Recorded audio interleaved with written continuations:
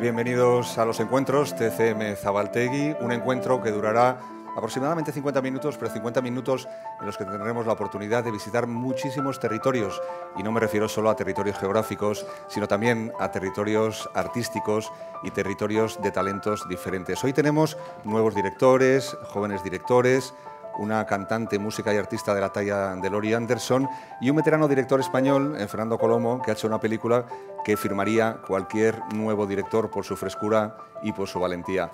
Propuestas, como siempre, diferentes, y el mundo cabe aquí en el Club Victoria Eugenia, y el mundo cabe en la palabra cine, que tiene 2 sílabas solo, pero que tiene un significado muy amplio. Un fuerte aplauso para todos ellos.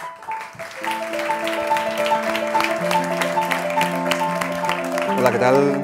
Buenas tardes. Bueno, pues nuestra primera película es una película de un nuevo director, de Sebastián Bram, una película que viene de Chile y que tiene un título ya de por sí narrativo, Vida sexual de las plantas. Yo no sé si en estos casos primero es el título y luego la película, o primero la película y luego el título de Sebastián. Hola, buenas tardes. Primero la película. El título de repente llegó y me pareció que era pregnante, que quedaba y que valía la pena. Sí, nos acompañan también la actriz protagonista de la película, Francisca Lewin, y el actor Mario Horton. ¿Horton o Horton? No sé. Horton. Ayer comentabas, estuve en el coloquio que disteis después del primer pase de la película, ¿no? Creo que era la primera vez que se veía en una pantalla tan grande, y me llamó la atención el hecho de que comentaras que el origen de esta película estaba en un estudio que estabas haciendo tú sobre el deseo sexual. En realidad yo quería hacer un documental sobre movimientos automáticos, sobre reflejos, un documental, era otra cosa. Me puse a leer mucho sobre comportamiento animal. Encontré algunas cosas, estudios entretenidos sobre sexualidad humana metidos dentro del comportamiento animal. Entonces, cómo la personalidad incidía en la sexualidad y en el deseo, en la atracción. Y me pareció que había algo interesante ahí por donde trabajar. Y efectivamente nació de ese lugar, pero después se transformó en algo narrativo cuando apareció la idea de alguien que cambia la personalidad. Entonces, cómo esta misma persona no es la misma persona, ¿no? Y el efecto que tiene eso en la pareja. Sí, para quienes no hayáis visto todavía la película, la historia es una historia de una pareja. Él, por un accidente, cambia totalmente de personalidad, y ella pues se enfrenta ante el dilema de qué hacer ante una pareja que ha cambiado totalmente de personalidad y que no es la misma de la que ella se había enamorado y de la que había conocido, ¿no? Bueno, más o menos. Más o menos, sí. Como el arranque de la película. La película creo que se rodó a lo largo de un año, o sea que el rodaje ha durado mucho. Yo no sé por qué, y si para los actores esto es algo positivo, si os permite ahondar más en los personajes, o acabas cansado de la película después de un año. Bueno, voy a tocar lo primero y después les paso el micrófono a ellos. Sí, nos cansamos bastante. No estaba planeado así desde un inicio, fue algo que se fue dando. La idea de una película que en el fondo la narración es muy elíptica a lo largo de 3 años, qué sé yo, 8 días o 7 días a lo largo de 3 años.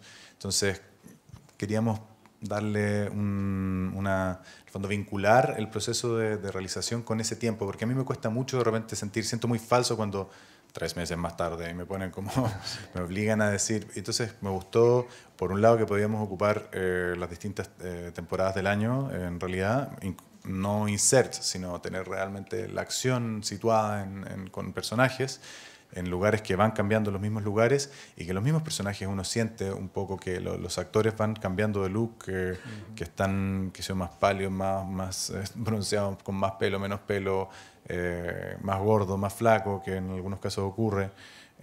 Y eso tenía le daba un nivel de realidad que me interesaba trabajar en algo muy simple, digamos, sin como grandes decorados, pero en el fondo yendo a algo muy, muy verosímil en términos del mundo que se está mostrando, ¿no? ¿Los actores? Hola.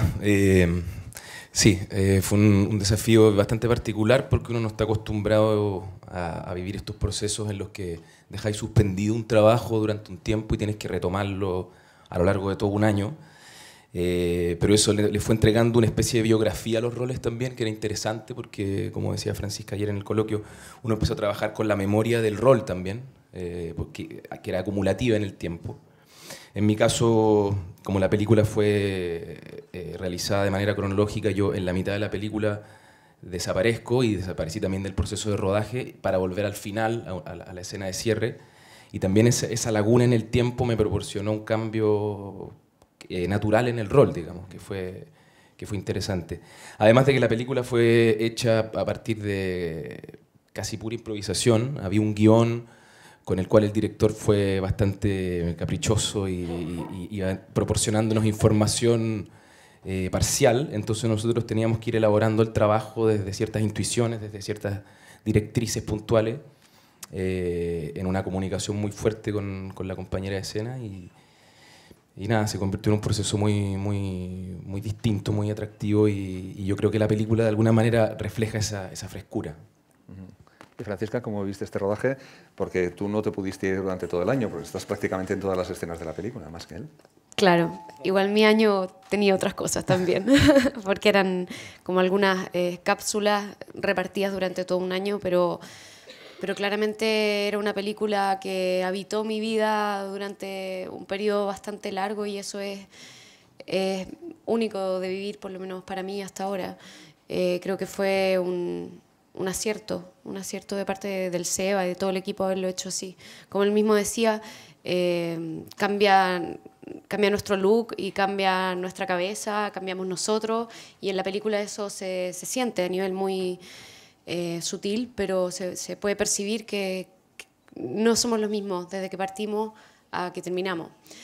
Y como dijo Mario también de lo que decía ayer, como el hecho de construir un personaje que paralelo a mi pasado yo puedo rememorar, que está filmado más o menos cronológicamente, entonces puedo tener un pasado de mi personaje bastante coherente y eso fue gracias a como la oportunidad lo que potenció Sebastián, que fue, sabes que hay algunas escenas que no vamos a poder grabar en orden, pero tratemos de hacerlo porque es muy distinto, realmente uno dice esta escena se trata de este conflicto, pero se filma y pasa algo nuevo, algo que nadie sabe que puede ocurrir y eso prefigura lo que viene después.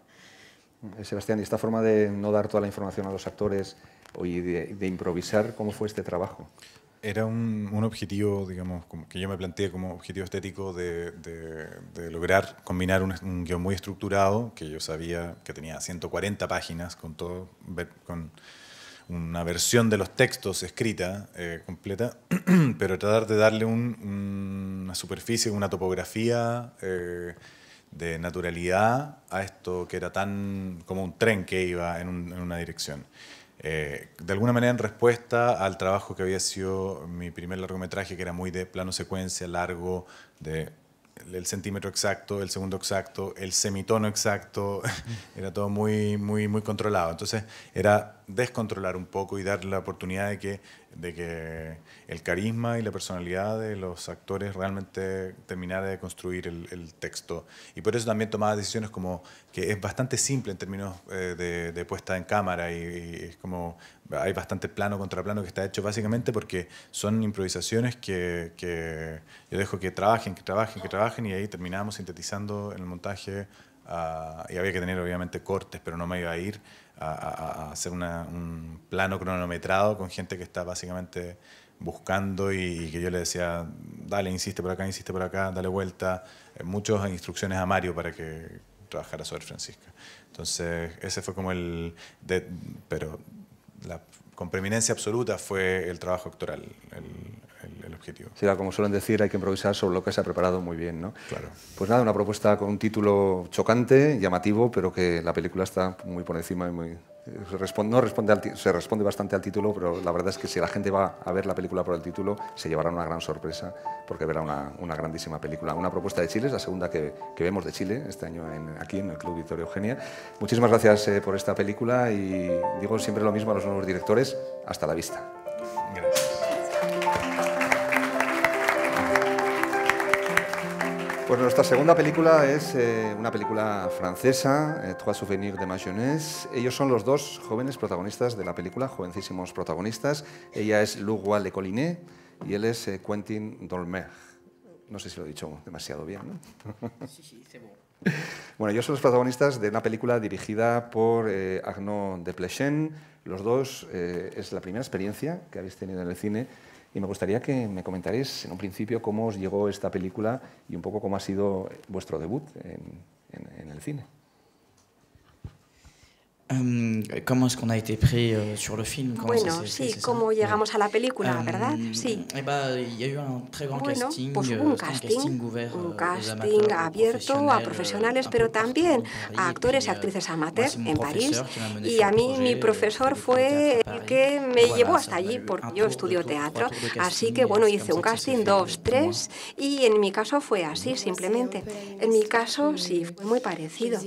Yo también estudio teatro, bueno, estudió teatro en la escuela. Me habló del casting mi profesor y fui. Y ahí me encontré con Arnaud, hablamos, hice una prueba con Quentin y aquí hemos llegado. Pues ahora seguimos hablando de la película. Vamos a veros en la película, en el film.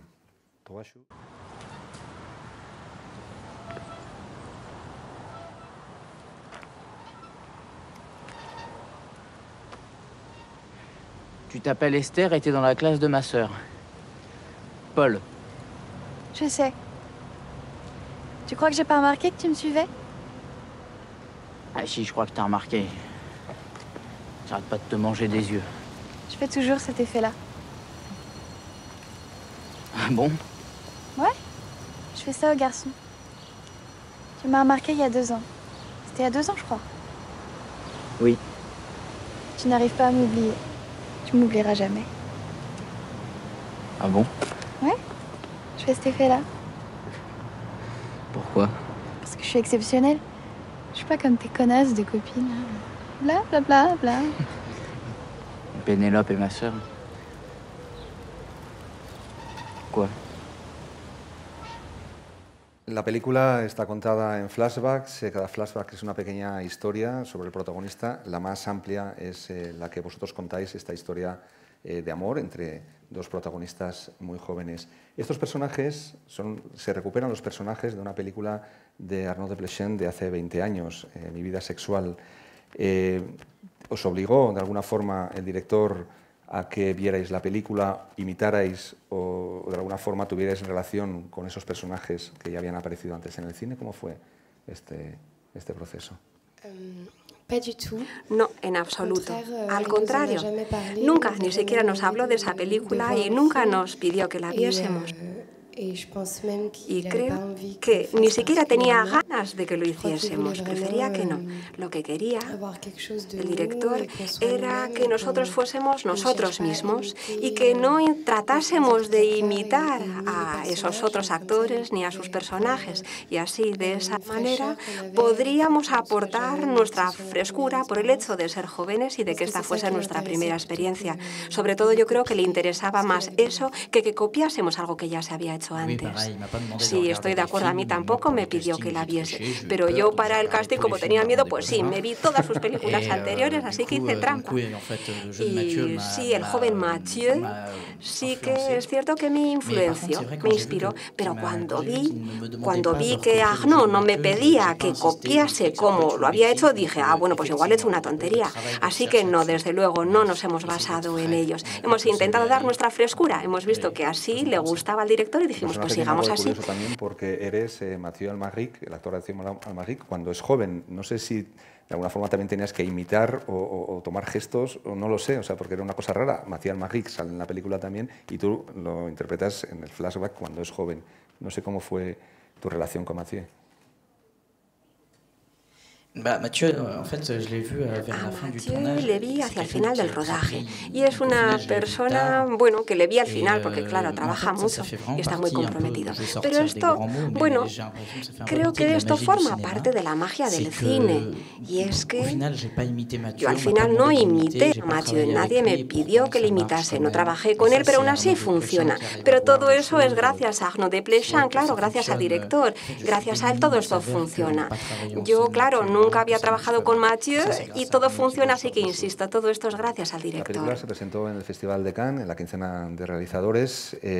Hace pues 1 año o 2 años estabais, no sé, pues me imagino como estudiantes en el instituto. ¿Cómo ha cambiado vuestra vida desde el estreno de la película? Oh, no. Pues no ha cambiado tanto. Antes del estreno de la película nos preguntábamos qué iba a pasar, si nos íbamos a convertir en estrellas, no sabíamos. Pero bueno, pues la vida sigue su curso de una forma normal.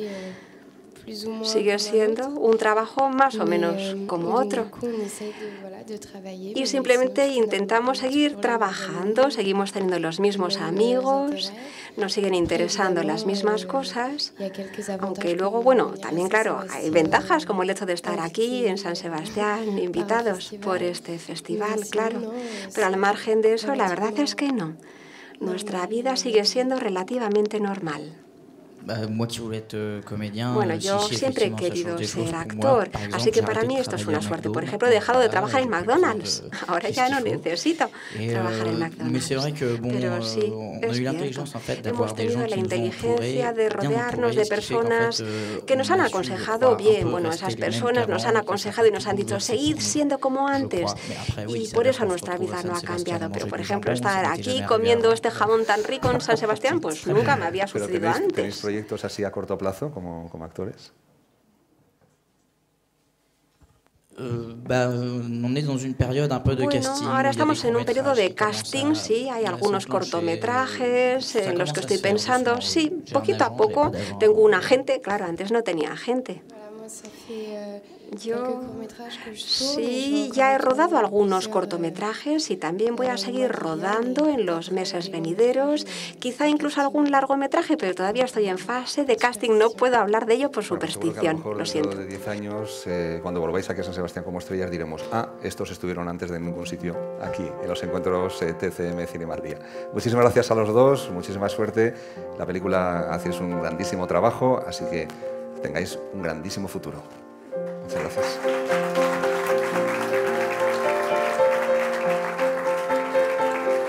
Hello, how are you?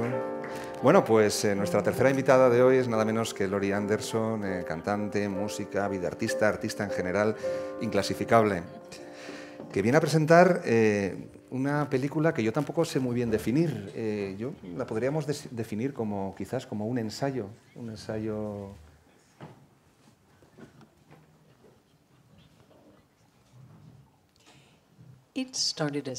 Empezó siendo un ensayo, pero en realidad es una colección de historias cortas sobre mi perra, principalmente.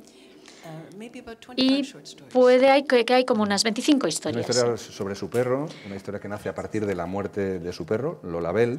Se titula Heart of a Dog. Ahora seguimos hablando de la película, pero vamos a ver algunas imágenes. Every love story is a ghost story.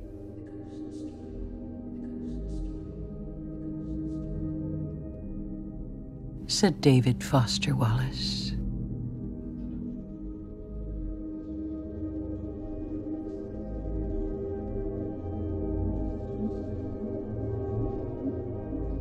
After death, according to the Tibetan Book of the Dead, all creatures then spend 49 days in the bardo.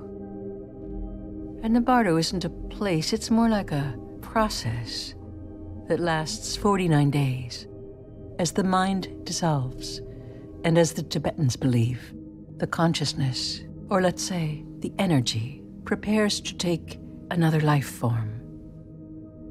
Leap, leap. All goes to darkness. And the next thing you see is your next life. La muerte de Lola Bell, del perro, desata una cascada de reflexiones, pero yo tengo la sensación de que esta película se empezó a preparar mucho antes, no sé si consciente o inconscientemente.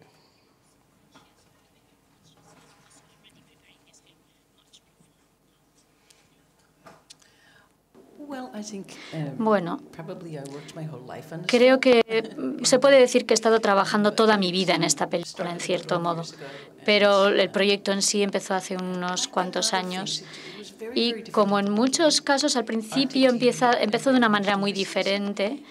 Me invitó a hacer este proyecto Arte Televisión y me pedían una película sobre mi vida y yo dije al principio que no me apetecía mucho poner tu vida para que la vea la gente, no sé. Pero Yo creo que en realidad es una película que trata de la vida y la muerte. Pero sí es cierto que las historias, estas 25 historias, tratan de gente, de animales, de recuerdos y en realidad de en qué consiste una historia. Esa es la reflexión central, el tema central. ¿Qué es una historia? La película tiene mucho material de archivo, incluso grabaciones del propio perro. Me imagino que usted acostumbra a grabarlo todo, ¿no?, durante mucho tiempo y que graba su entorno familiar y más íntimo, incluido su perro, porque hay grabaciones del perro desde hacía mucho tiempo, ¿no?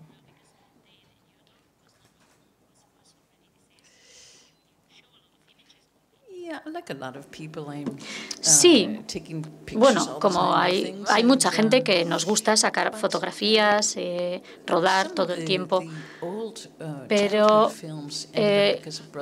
muchas de los trozos de películas familiares antiguas en realidad no eran mías. Cuando estaba trabajando con ello, de repente me llamó mi hermano y me dijo: oye, he encontrado una caja con películas familiares viejas, ¿te importaría pasármelas en formato digital? Y yo le dije: no puedo, estoy muy ocupada, pero en algún rato que me senté a hacerlo, de repente redescubrí recuerdos de infancia que había olvidado, cosas que me habían ocurrido que ya no me acordaba. Y eso pasa, hay veces que alguien te cuenta una historia de tu infancia y te la repite tantas veces que al final se convierte como en un cliché y todo el mundo dice: ah, sí, yo era así de pequeña, ¿no? Sí, porque me han contado tantas veces que era tímida que soy tímida al final. Y cada vez que te cuentan esa historia pasa a convertirse casi en ficción, pasa a ser una historia, es cada vez menos verdad y es más una historia, y es lo que ha ocurrido con estas historias que cuento. ¿Un recuerdo, por ejemplo, de infancia que tenía oculto? Se habla en un momento de la enfermedad que tuvo usted cuando era niña. No sé si ha descubierto o ha redescubierto algo de su propia vida o de su propia infancia que tenía quizás un poco oculto. Sí, he descubierto alguna cosa, pero este no es el punto central de la película. No se trata de conocerme, no es una película de aquí.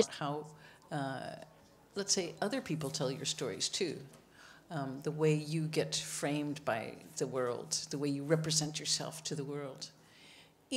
So there were other ways that, for example, the surveillance culture of the United States is also part of this story in this film, and also the big stories that you live by. And I'm talking about, for example, a big story now is the story of climate. So everybody thinks the big story of the world is it's going to get hotter and hotter and hotter, and then we'll drown. You know, in a way. Or the big story of what people en un horno y va a aumentar la temperatura y this story of heaven, some it's a story of nothingness. In my case, in the middle of the book is the Tibetan Book of the Dead, and it's a story about what happens to energy when you die. Habla de qué ocurre en la energía cuando falleces. A mí me interesa la función de las historias. Por ejemplo, un político contar una historia de cómo él ve el mundo y otro político te cuenta otra historia de cómo ve él el mundo, y tú al final votas por la historia que te gusta más o que te convence más. Y entonces lo que me interesa es qué papel juegan las historias, para qué sirven, qué representan. Ya sé que a lo mejor es un poco poético, pero quiero hablar un poco del perro. Lola Bell era un perro superdotado, un perro que tocaba música y pintaba. Hay algunas escenas en las que solo le falta cantar al perro. Yes. Opera, yeah. No, she was more of a folk singer. Sí, no cantaba. She was a very sweet little. Era una perra muy dulce, bonita. Pero he utilizado a la perra, y el título de la película es El corazón de un perro, por la empatía, porque los perros tienen mucha empatía, estudian a la gente, y a mí me gusta qué les mueve, qué es lo que quieren, quién eres, qué quieres, qué te mueve, y eso es lo que me gusta de los perros. Luego, una de las traiciones mayores. Nosotros hemos inventado los coches, y a los perros les encantan los coches. Se puede imaginar al perro sacando la cabeza por la ventanilla con las orejas al viento, eso les encanta. He visto muchos perros en San Sebastián, o sea que sé que es una ciudad amable con los perros, y eso Y cómo intenta un perro entender el mundo en mitad de la película. Y por eso es central en esta película, es toda una práctica, cómo observar el mundo sin dejar que te afecte y que te conviertas en algo muy, muy triste. Porque hay tanta tristeza, hay tanto sufrimiento en el mundo que si la apartas, acaba volviendo y atacándote y mordiéndote. Y los perros lo que hacen es observar, pero sin llegar a ser pobres, sin llegar a convertirse en víctimas, en pobres, a ponerse tristes. Y esto quizás es un pensamiento un tanto budista. Pero yo creo que el propósito de la vida, el objetivo de la vida es ser muy, muy, muy, muy, muy, muy feliz, pero muy feliz. Y eso es lo que en realidad deberíamos hacer, es para lo que estamos aquí. Y bueno, puede que les parezca un poco superficial, no lo sé, un poco vacuo, pero piénsenlo, ¿por qué no? Porque no podemos tener la mejor vida posible. Y de eso hablo también en la película, de la alegría. La película habla de alegría, de felicidad. Y pasa por muchas fases, pero también le pregunta al espectador y le pide que participe, porque no parece una película. El personaje, no hay personajes, no hay historia, hay cosas que ocurren, que interactúan y que la película te obliga a verlo desde los ojos de un perro o desde los ojos de una cámara de vigilancia. Bueno, pues te pide que veas la vida de manera diferente. Que nos ha hecho Gloria Anderson, nos quedamos. Tenemos que tratar, a pesar de las circunstancias, de seguir siempre tratando de ser felices. Muchísimas gracias. Ha sido un placer tenerla aquí. Y nada, esperemos que en el futuro nos vuelva a visitar. Muchísimas gracias, Gloria.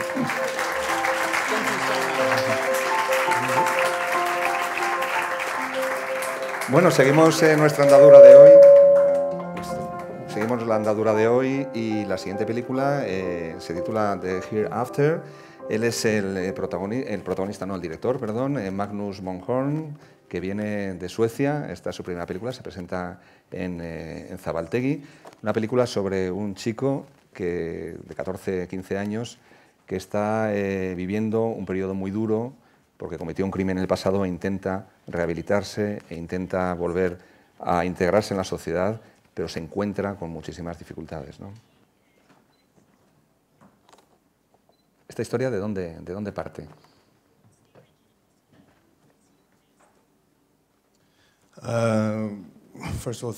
Bueno, en primer lugar, muchas gracias por invitarme. Tiene 17 años en la película, es un poco mayor.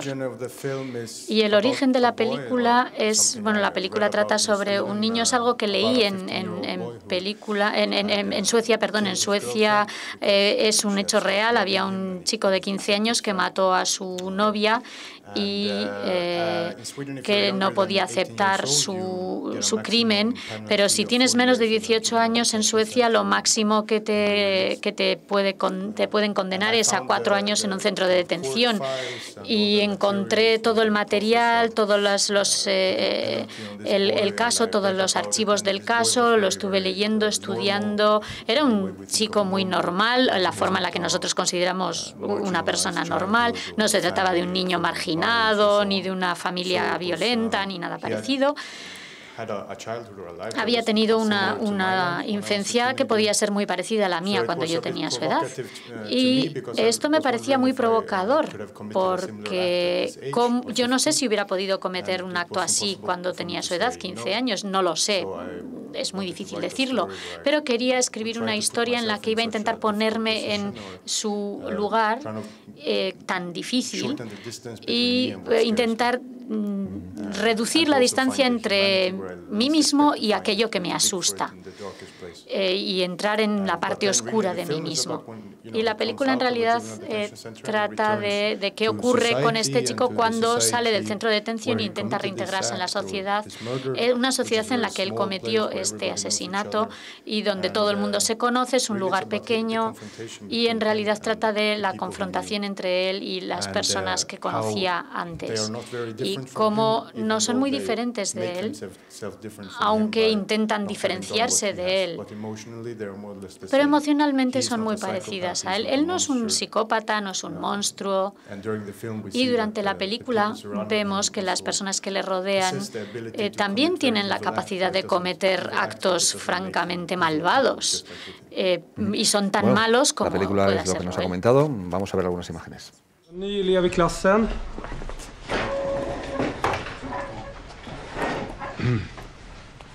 Välkommen. En del av er känner John redan och han har några problem med att fatta hur vi pysslar med här.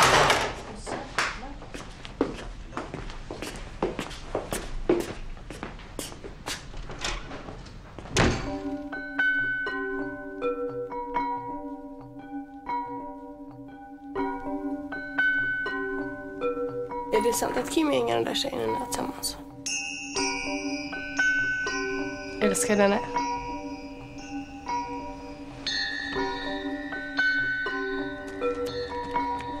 Varför gjorde du det? Jag har fått in en namnlista från elevkåren. De vill att John byter skola. La película es una coproducción entre Suecia y Polonia. Creo que tienes muchísima relación con Polonia y de hecho el productor es polaco. ¿Cuál es tu vínculo con Polonia y cómo ha influido también en la película el cine polaco y tu relación con ese país?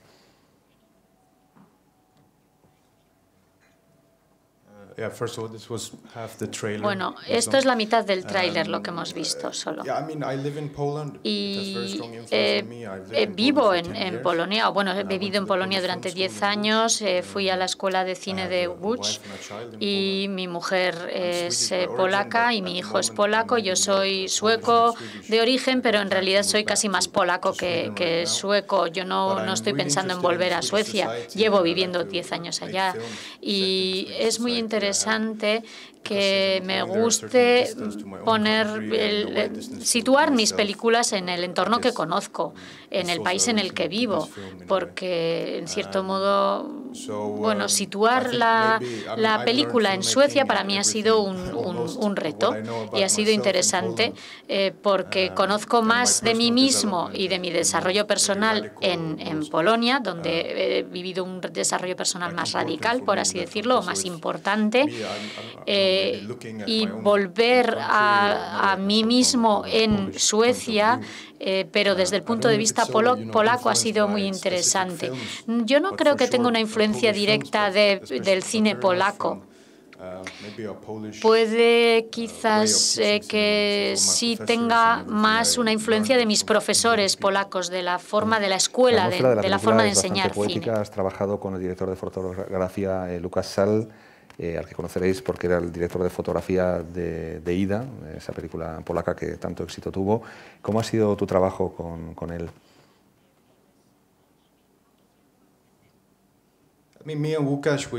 Bueno, Buska y yo hemos ido juntos a la escuela de cine y yo he hecho un casting de directores de fotografía, les he pedido a varios que prepararan una escena para ver quién tenía una conexión más directa con el guión de la misma forma que lo tenía yo y él tenía la misma sensibilidad que yo con este guión. Así que nos sentamos, vino hasta Suecia porque yo ya estaba allá preparando la película y estuvimos buscando localizaciones, haciendo el storyboard de toda la película y al final creo que nuestro trabajo se condensó en 10 puntos que venían a ser como los 10 mandamientos o nuestro dogma particular.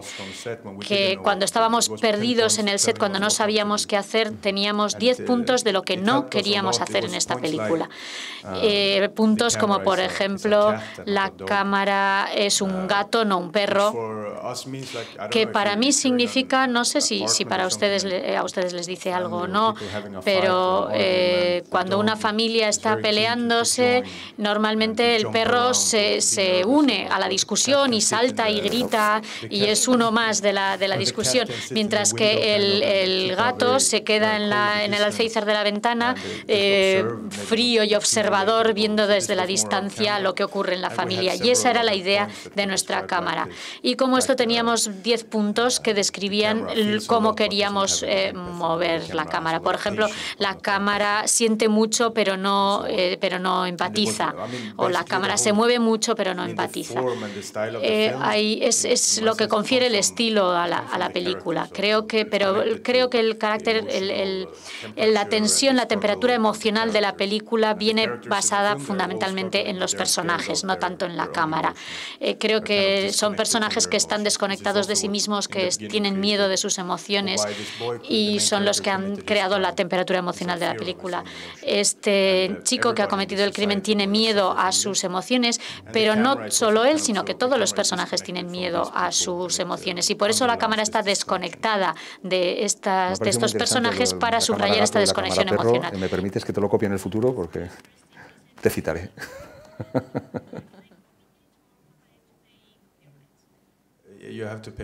Tienes que pagarme copyright Thank you very much. Muchísimas gracias por traer esta película y por este rato de charla. Y hasta la vista. Gracias.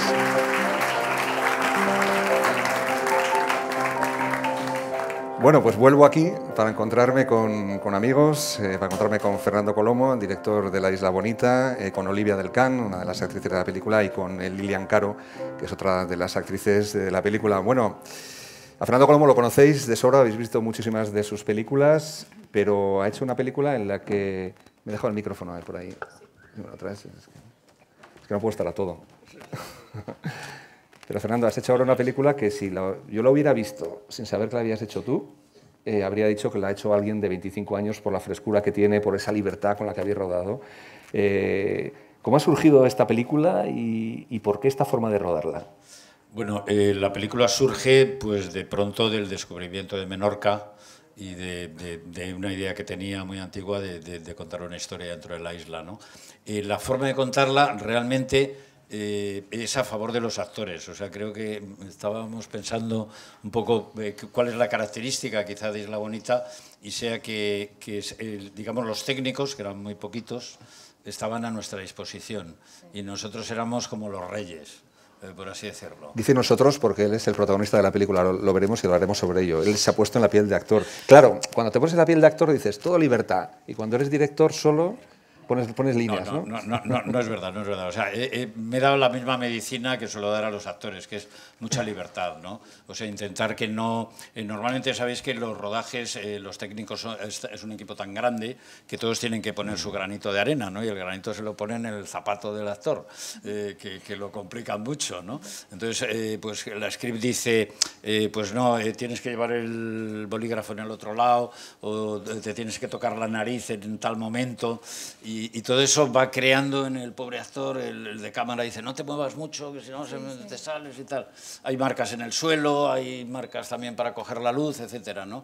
Entonces, hacer todo eso, yo sabía que no lo podía hacer. Entonces, en este caso, he dicho, bueno, ya tenemos que llegar a la libertad total, que es tener a los técnicos arrinconados, ¿no? Entonces, a los técnicos los tenemos ahí un poco... O sea, que esto es una rebelión. Es una rebelión, la rebelión de los actores, sí, efectivamente. Bueno, no sé si ellos opinan lo mismo. Bueno, no sé si opinas lo mismo ante el director-actor.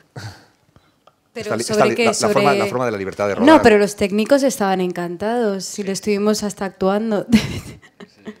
No, pero ha sido una película totalmente libre. Yo es que era mi primera película, así que después hice otra y me di cuenta de la libertad que nos había dado. O sea, que no era tan guay esto, ¿no?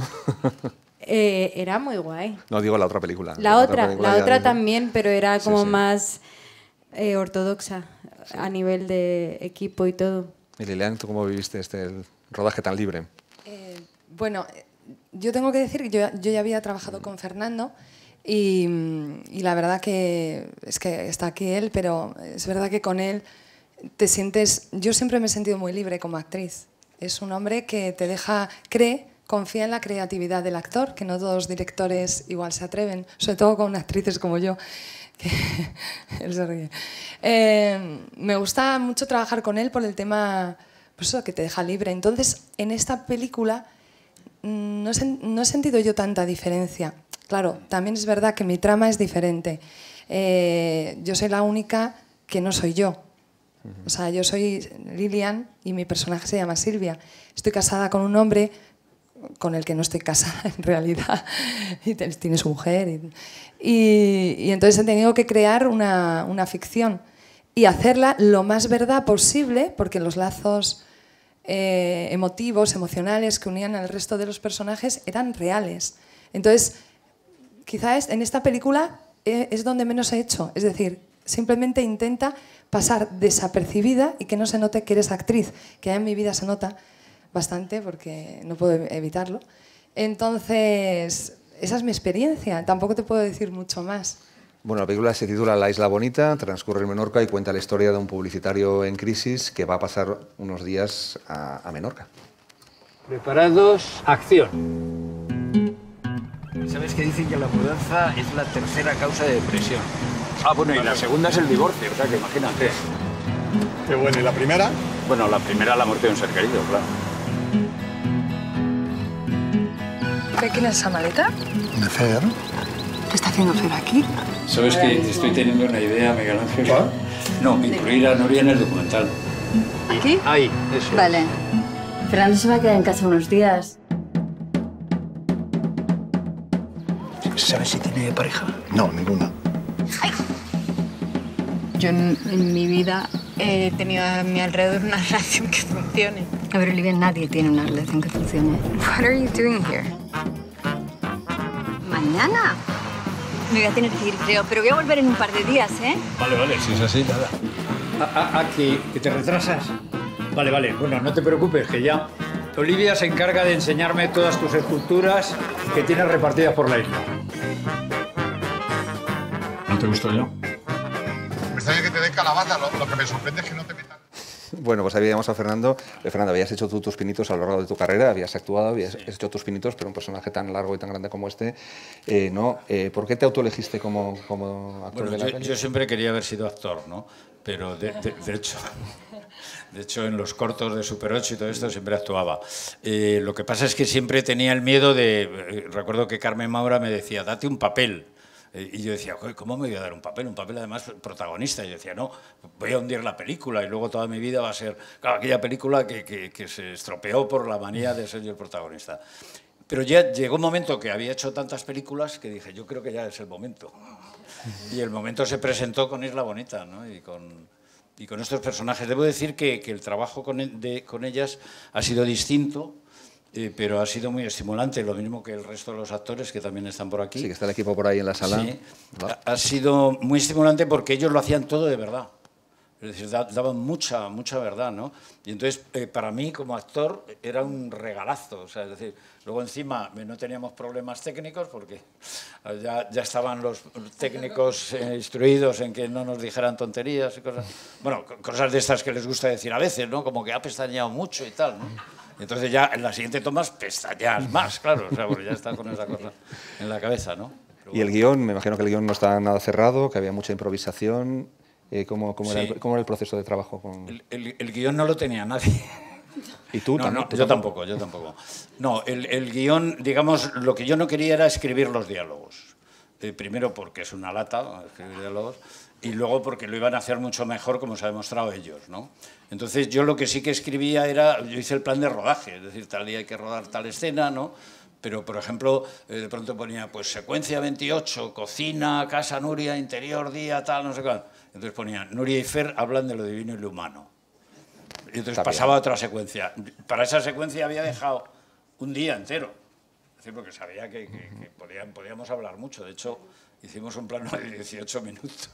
Un plano sin cortar, hablando. Sin darnos cuenta. Es decir, yo como no estaba detrás de la cámara, yo dentro digo, uy, este plano es larguísimo, yo creo que debemos estar ya por los 5 minutos.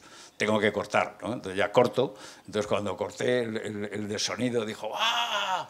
No podía con la percha. El de la cámara, que estaba la cámara en mano y se había levantado también. ¡Ah! por fin, y tal, todos allí dándose masajes y tal, y diciendo, 18 minutos y tal. Bueno, además la película está hablada en mallorquín, en inglés, en español, o sea que también el idioma fluye, ¿no? Sí, estas son la ventaja de tener actores políglotas, que puedes utilizarlo, ¿no? A mí siempre me gusta mucho mostrar las cualidades de los actores, ¿no? Que si tienes un actor que toca el piano, pues intentas meter una secuencia que toque el piano, ¿no? Aquí, pues bueno, se prestaba, ¿no? El tema menorquín, inglés, Olivia, la artista. Además tienes escenas de acción, o sea, el chapuzón no tiene desperdicio. Bueno, no veas las veces que lo tuve que repetir. ¿Repetiste mucho? Sí, porque es que no bueno, me daba pues cuenta. No te sale muy elegante. No, intenté hacerlo lo mejor posible, ¿eh? O sea, es decir, había gente que creía que era aposta de comedia, pero no. Y sí, lo de acción ha sido lo más duro en esta película, porque luego me tuve que asomar a un precipicio, que no veas el miedo que daba aquello, ¿no? Al final me sujetaron con una cuerda. Y en partes que no están rodadas me lanzo a una sima de 10 metros, en fin, piloto un hidroavión, salto, ¿no? de un... En fin, hemos cortado algo para tampoco... Para no parecer un superhéroe, ¿no? Sí, exactamente, sí. Bueno, pues La Isla Bonita se estrena ¿cuándo? ¿La estrenáis ahora? El 6 de noviembre. El 6 de noviembre de este año, pues en todos los cines de España, en los mejores cines, como dices. Coming soon. Bueno, pues una película de un joven director, Fernando Colomo, llena de frescura, con estupendas actrices, con una mezcla de realidad y de ficción, y la verdad es que es una película muy estimulante. Bueno, pues ya hemos acabado por hoy. Nosotros nos volvemos a ver aquí, en el Club Victoria Eugenia, mañana a la misma hora y a través de la televisión del festival en cualquier momento. Adiós, hasta mañana.